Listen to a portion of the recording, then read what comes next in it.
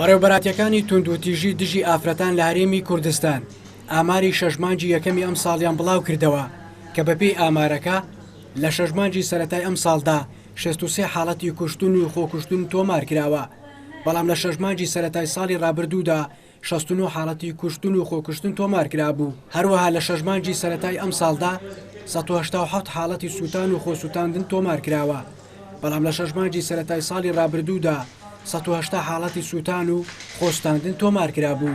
ڕێژەیەکی زۆریش لە ناو کەمپەکان بەداخەوە ئەو هاوسەرگەری پێشوەخت، یعنی بۆ نمونە لە کەمپی دوومز دوو حالەتی 10 ساڵمان هەیە، ئەنی 10 ساڵە و بەمێردی داوە، یعنی لە دوایوێک کە ئێمە تیمەکانی ئێمە ڕێگریان لێ کردووە و لە ناو کەمپەکان دیارە هەم توندوتیژ سێکسی هەیە، زەواجی ناکام هەیە. هەر بەپێی ئامارەکە لە شەژمانجی سەرەتای ئەم ساڵدا 45 حاڵەتی دەستلێژی سێکسی تۆمار کراوە، بەڵام لە شەژمانجی سەرەتای ساڵی ڕابردوودا 7 حاڵەتی دەستلێژی سێکسی تۆمار کرابوو. هەروەها لە شەژمانجی سەرەتای ئەم ساڵدا 1900 سکاڵا تۆمار کراوە، بەڵام ساڵی ڕابردوو زیاتر لە 3600 سکاڵا تۆمار کرابوو. خۆشگوزەرانی دەستەبەرکردنی ژیانێکی شایستە کە تاکتیا کەرامەتی پارێزراو بێ کە هەموو خزمەت گوزاریەکان بەردەست بێ بۆی کە دەستی ڕابگا بە هەموو پێداویستەکان کە بۆ هەموو تاکێگا بۆ هەموو مرۆڤێگە بۆ برۆڤ ئەبێت، پێم وایە تونوتیژی ڕێژەی کەمترە بێت. بەپێی ئامارەکە زۆرترین حاڵەتەکانی کوشتن و خۆکوشتن و خۆسووتان و دەستلێژی سێکسی لە پارێزگای دووەک بووە، دوای ئەویش پارێزگای هەولێر و دواتر پارێزگای سلێمانی دێت.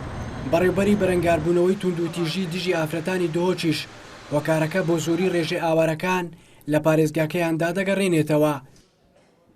کەر 16 حالت خۆکوشتن هەبن، ئەو خۆکوشتنە احتیمالە ئەسباب گەلێک هەبن کە گەلێک شو احتیمالە قوتابینە وەختی مەدرسێ دەرنەچن، گەلێک شو ئێشێت احتیمالە ئێشێکیا هەی نەخۆشیەکیا هەی، گەلێک شو احتیمالە سەبەبێکی دیە هەی، ئەگەرێکی یەخێزانیە هەی.